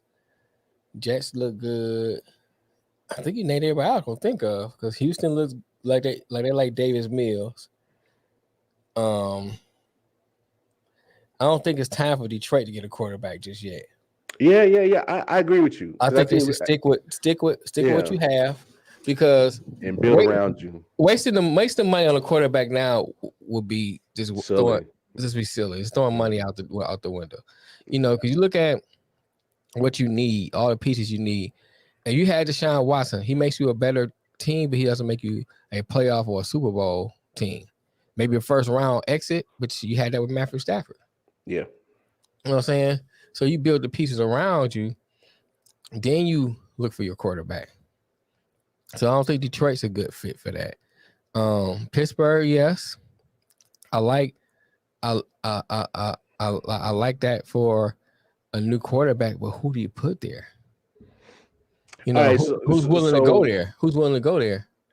All right, so let's go through the whole squad. New England, I think they're good at Mac Jones. Yes. Buffalo, Josh Allen, definitely good. Mm-hmm. Miami, I mean, I think we put them on the list because if you got somebody available like a Deshaun, Aaron Rodgers, or Russell Wilson, you definitely take them over Tua. So put them on the list. The Jets, I think they're fine with Zach Wilson. Yeah, I think they're fine with Zach. It's too early. It's too early to move off of him. Yeah, way too early. All right, Baltimore, I think they're good with Lamar Jackson. Right. Cleveland, that's a questionable one. Now Cleveland is an interesting choice because I think you can upgrade at the position. Here's my thing with Cleveland: you only move off of Baker if you can get Rodgers, Wilson, or Watson. Yeah, but here's my thing: I don't think with how Cleveland and Stefanski runs that offense, you can get just a Kirk Cousins. But I don't think and still be an upgrade from Baker. I think it's an upgrade, but I don't think it moves the needle that much. It doesn't. It put it this way: Kirk Cousins on Cleveland doesn't like scare me. Like, oh my God, they got Kirk Cousins. I'm putting them in the Super Bowl. I'm not saying they're Super Bowl caliber, but I think if I'm looking at that offense and the way that team set up, I'm a little bit more worried about that Cleveland Browns team with Kirk Cousins than with Baker Mayfield. Yeah, but how much more? Not much. Okay, so if Baker goes 11-5 like they did last year, I can easily see a consistent 11-12 win team with Kirk Cousins than Baker Mayfield. Yeah, I mean, it's a difference between very small. I'm trying to think of a good example of maybe a machete and a dang on hatchet. You know what I'm saying? It ain't that big of a deal. Anyway, you're getting cut bad. Okay. You know what I'm saying? So you ain't really, you know what I'm saying? It's like, okay, just pick my poison. Okay. All right. So for sake of conversation, we'll say Cleveland stays with Baker. Right. Like I said, the only way I move off of that is you getting a great one of the great ones. But go ahead. I got you. That's fair. I mean, look, that's a fair statement. Okay. So now that you put it that way, maybe with Kirk Cousins, don't move the needle as much as you think. But I get what you're saying. What Ryan said. Baker's hurt. You think he's done? If he was healthy, he wouldn't be horrible. No, I don't think his injury. Well, okay. Let me say this: Baker was already limited without the injuries, right? And now that he's hurt, it compiles how bad the injuries are affecting his play. Baker's a quarterback that if they took away your run game, it's done. You done. You done. You know what I'm saying? So Cleveland needs a quarterback that can win the football they can win the game on his arm. Right. If you go up against a team that has a good run defense and they neutralize Hunt and Chubb, you still can pull out a win with your arm. Yeah. Mayfield hasn't proven that he can do that on a consistent basis. Has he had games he can win? Yeah. He has won, yeah. But he hasn't proved he can do that on a consistent basis. Agreed. Cincinnati with Joe Burrow, they stick with that. They stick with the killer. I mean, we've already said Pittsburgh, obviously. Yeah. But Ben's gone regardless. So I think so too. So they gonna have to get a quarterback. It's just what they gonna do. Pittsburgh has never been a team that rebuilds. They reload, but they don't rebuild. So I think with Pittsburgh, they next move is going to be interesting. I think they're going after one of the big names if they pop up. I keep hearing AR. I keep hearing AR linked to Pittsburgh. Yeah, there. That's Super Bowl. I'm sorry. That defense, that offensive line, you get your receivers back healthy. I think he can he probably would have handled the Claypool situation a lot better. And if Aaron Rodgers goes in, Claypool's gone because he's gonna bring in Devontae Adams. He's gonna be like, I don't want Claypool. I'll bring in Devontae Adams. Yeah, well, that too. Then so that makes it even better. I forgot about that. That makes it even better. Because I think that's a package deal right there. Here's the thing, and this is no knock against Aaron Jones, but Aaron Jones on a different team wouldn't be Aaron Jones. No. So he'd just be Aaron Jones. He'd just be Aaron Jones. Yeah. He'd just be another nigga with a number on his back. But and I think that Green Bay, first of all, Green Bay as an organization puts a good product out there. They know how to build a team. Then you throw in, I get that question in a minute. All right, then you throw in the fact you got Aaron Rodgers. So that all he has to do is establish the run just a little bit. That play action works, and once the play action works, that they run in tandem. Then the running game works because they don't know what they're gonna do, and so they can go back and forth. So I think he can go into Pittsburgh, and you have a great running back. Yeah, because Najee Harris is gonna be the truth. So he coming out the backfield catching. The play action gonna work because you scared what Harris might do. You bring Adams over there. Frankenmuth, whatever his name is. Fairmouth. Pat Frankenberry, whatever. You know what I'm saying? Pat Fairmouth, man. Yeah. Pheromone. He you know what I'm saying? He's a good tight end. I think he's gonna be a great tight end. Then along with Aaron Rodgers, he's gonna be Jordy Nelson. So I think that's great. Ryan said, "You think Detroit sticks with Goff?" Yeah, for this year. I think this year they stick with Goff. And it depends on what they do in the draft in 2022, how long they stick with him. Yeah. They may have to stick with him for 2 more years. You're saying a minimum for at least next year for sure. Yeah, at least next year for sure, 2 at the most. Okay, that's fair. Because I think we're both on the same page on why you stick with Jared Goff, especially. Right. One, he's not that trash of a quarterback. Right. He's able to do just enough. And you got so many other issues, and I agree with your statement earlier. Don't throw money at the quarterback position right now when you got so many other positions you need to throw money at to improve. Right. So who we got next? Tennessee Titans. You think they stick with Tannehill? Yeah, you stick with Tannehill. Yeah. Here's an interesting one. Carson Wentz. You still think he's the guy in Indy? Personally, no, but I think Indy sticks with him. Yeah, I agree with you. Houston, I think we both already said they stick with Davis Mills. Jacksonville, you definitely stick with Trevor Lawrence. Stick with him, yeah. You switch the coach. You get you a coach that knows what the hell he's doing, and you definitely stick with Trevor Lawrence. Right. So, that's a no-brainer. Kansas City, of course, you stick with Pat. Right. Chargers, you definitely stick with Herbert. He's the answer. The Raiders, I would actually stick with Derek Carr. Oh yeah.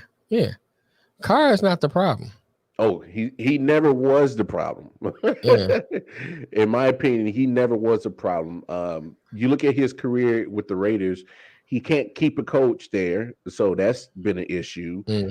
So with a coach, there's probably another offensive scheme he has to learn. So he has no consistency at coaching level. So if you answer that and keep that consistent, I think Derek Carr is just fine. He's never been the issue. Denver, we already said. I love Teddy B. Gotta go. Drew Lock, I loved you at Missouri, but you gotta go. Right. This is not Missouri.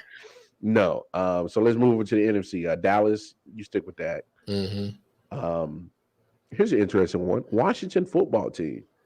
I know Nick loves Taylor Heineke. I'm not 100%. All right, here's my thing with Heineke. Now, taking away yesterday's game because he didn't look that great. He made a couple of bad decisions and stuff like that. But I think Heineken in the same situation I said with Cleveland. Because he's not a horrible quarterback. I think unless you get a Deshaun or somebody like that coming in, you stick with Taylor Heineke, at least for now. Okay. You know what I'm saying? Because it's too soon to pull him and say, hey, well, we think you garbage, get out of here, because he may develop into a decent quarterback. Yeah. Because you have seen flashes of. Yes, yeah. I give you that. I give you that. So I think it's too soon to pull him. So outside of landing, a big name, you stick with Taylor Heineke, at least for 2022. I kind of feel like he's almost in the same situation that we kind of talked about with Jared Goff. Don't throw money at the QB position right now, right? Because I agree with you. I've seen some good things from Heineke, but then again, I've seen some Heineke, backup quarterback play. Right, I've seen it. So it's like you've seen the good, you've seen the bad. You just hope that you get more good. But unless I'll concede that one to you for sure. Unless you get in Deshaun Watson, Aaron Rodgers, right, Russell Wilson, I think he stayed put. I think Philly's in the same situation too. I think Jalen Hurts can be the guy. And here's a good thing about Jalen Hurts or Philly. Jalen Hurts goes out with an injury, and the mustache Minshew comes in, and you don't miss a beat. Your offense moves the football. You score points. So I think Minshew is a good backup option, but for the most part, let Jalen Hurts develop. You just got to be patient with it. The man had 4 starts last year. Started majority of the games this year. But Philly also has other issues on that team that they need to address. So no doubt. Yeah, you stay with Jalen Hurts right there. Giants, I think we've already said for sure. You gotta. It's time to move on. I mean, Daniel Jones, turnover machine, and he's going down the whole Sam Darnold thing in New York. Turnovers and injuries, and that's what you got with Daniel Jones. So, time to move on. Green Bay. I mean, he's already gone. Well, you just got to figure out what Aaron Rodgers is going to do. If he stays, good for you. If he gone, leaves, bad for you. Jordan Love is not the answer. Jordan Love ain't ready, dog. He ain't ready, bro. He's not ready. Seems like he's not ready. Jordan isn't ready, right? To take over for Aaron. He ain't ready. He is not ready. He's just not ready. So Green Bay is just, I think I'm going to put a question mark on him, and that question mark is followed by what does Aaron do? Yeah, what he going he says, Ryan says, if Green Bay wins a Super Bowl, I think he's still going, Ryan. I really think I think Aaron Rodgers is ready to go. I think he's done with Green Bay. He's just, I just think that Aaron Rodgers just wants to change the scenery. And I don't have anything to back this up. This is just, me with a gut feeling that Aaron Rodgers is like, we done went through the whole, hoopla all summer, all season about, our dysfunction between front office and myself. And, I'll say this, if they don't get rid of the GM, I think Aaron's gone. If they do get rid of the GM, there might be a possibility he stays. But I think it kind of hinders on that if the GM is there or not. He says, on another note, Ramsey is out on COVID list. Rams are done tonight. How does Arizona not cover a 3-point spread? Oh no, if Ramsey is out, they'll cover that spread easily. They'll cover that spread without no problem. Yeah. because you're asking for the Rams defense to stop DeAndre Hopkins and the rest of those receivers. Yeah, so they'll cover that spread. Minnesota, I think they stick with Kurt. Minnesota's another interesting case. If something pops up,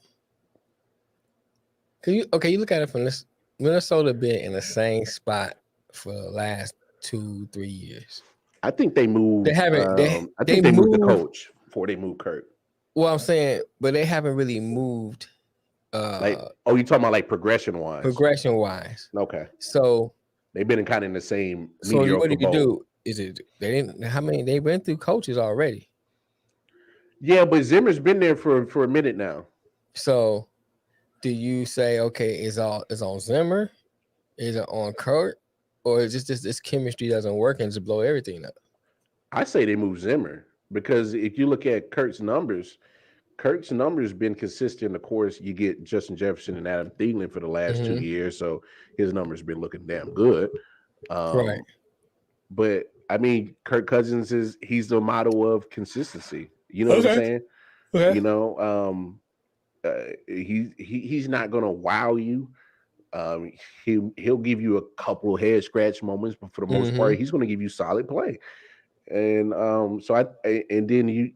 don't know. I just think they're gonna move off of Zimmer because he's supposed to be the defensive coach guy, and their defense has been inconsistent his whole tenure there. They may start off good, but then eventually they may get a couple of injuries, and then they're not playing as well. And so I think Kurt stays because he'll keep you in it. And I see Ryan, you said the same thing, because he'll keep you. He's a good Alex Smith type of game managing quarterback. All right, he's not going to have a lot of turnovers. But he's not going to wow you all the time. He'll come up with every flashes of some wow moments, but he's solid. Detroit, I think we both said that they stick with Jared Goff. Chicago, you sticking with Fields. Shoot. You stick with Justin Fields. You just ain't sticking with Nagy. No, no. There's no way.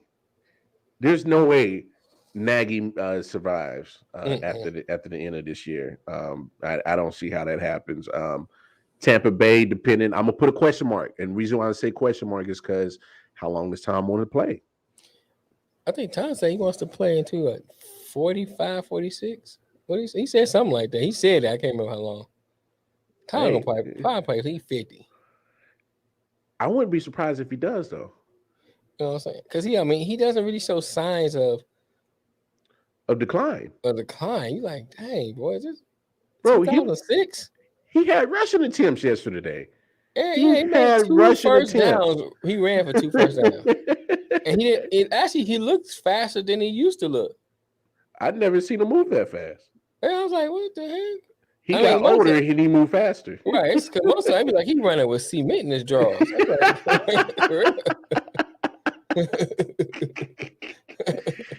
Oh, that's funny. Yeah, but he been running. He was fast yesterday. I was like, Lord, is that Tom? Is that Tom Brady? They ain't cloned this guy. Yeah. Tom been cloned. He didn't got some new different type of chromosomes put into his body or something. I don't know. That's somebody else. That's face off going on. Mask off. Right. Mask off. No. Yeah, Molly Percocet. No, I'm just gonna put a question mark and just say how long Tom wants to play. Right. If he wants to continue, they're fine. Yeah.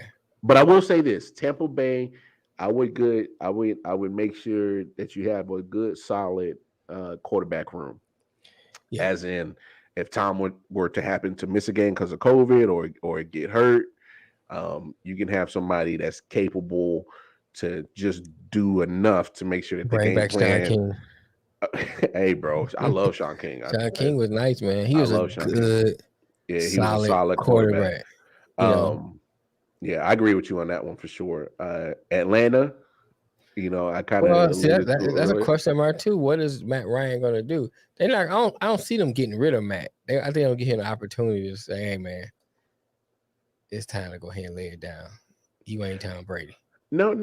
Look, just But they got to have a plan. Hey, I don't even know who their backup is. So my They thing did the is same thing in Pittsburgh. Then you should have had a plan for Matt.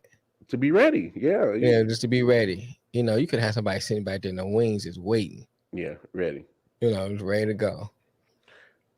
New Orleans and Carolina, I think we both said both of those Yeah. franchises need to address it. Man, wait a minute. They got Taysom Hill. Nah, damn that. Taysom Hill is not working out. He ran for a touchdown.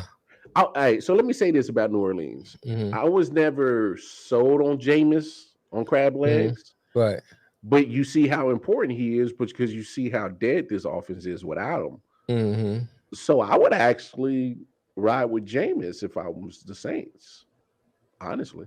Hey, you know, Jameis proved me wrong. I wouldn't have said that this year, but after looking at how that offense has been looking since his departure of injury, I might say stick with Jameis, stick with the crab legs. You know what I'm saying?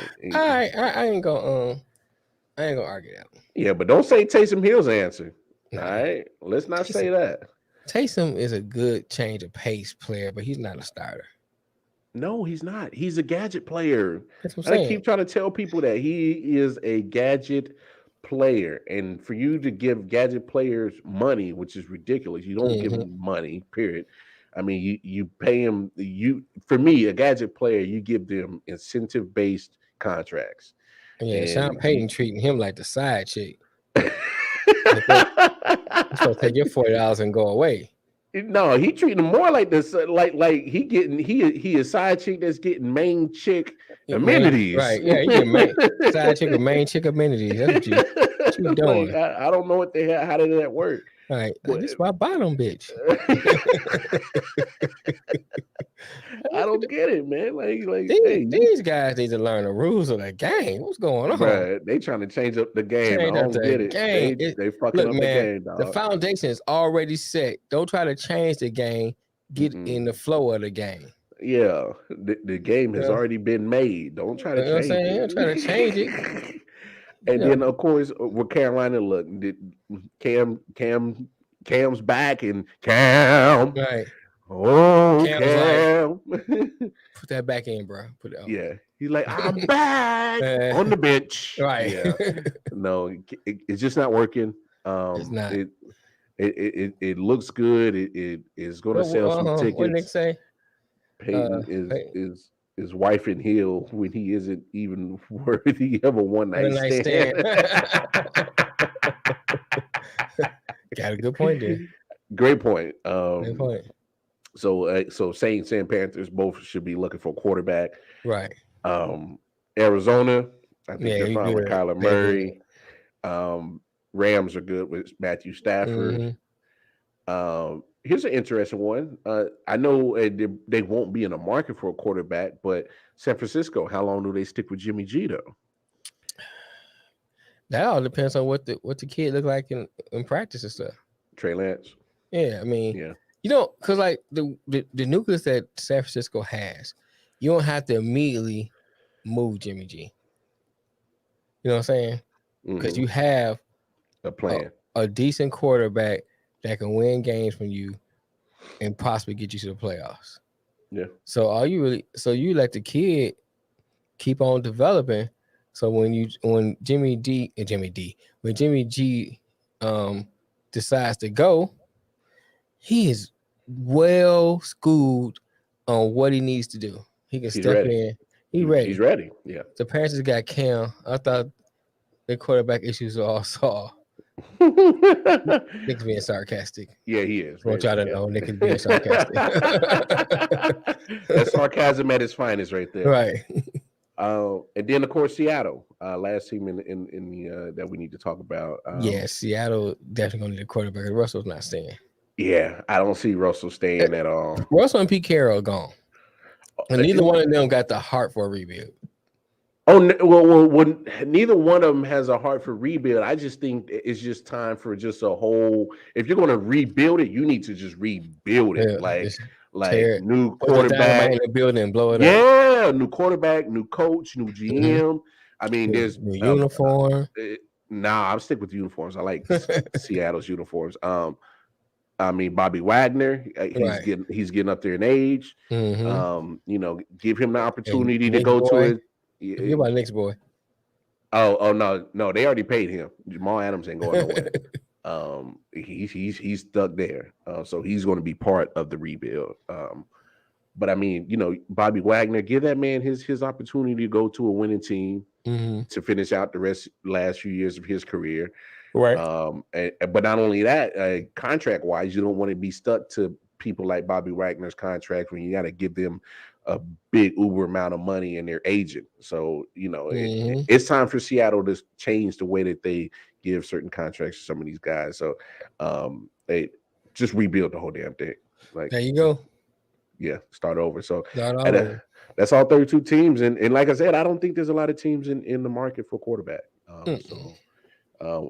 Very interesting to see how it's going to turn out. But we have reached the 2-hour mark of the show, episode 112. Man, great show today, big homie. I know, man. We had a Nick sighting.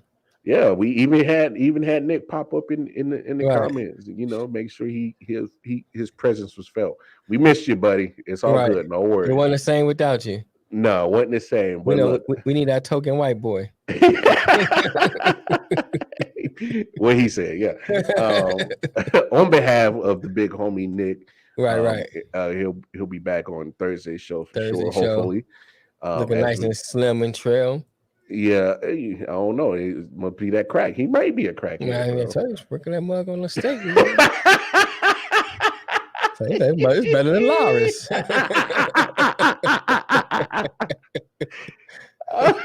And on that note, it's been a great show. Episode 112 was in the books. Come join us on Thursday. We'll probably go on at 5 or 5:30 because we want to make sure that Nick gets a chance to get on the show. Patriot shirt on. Yeah.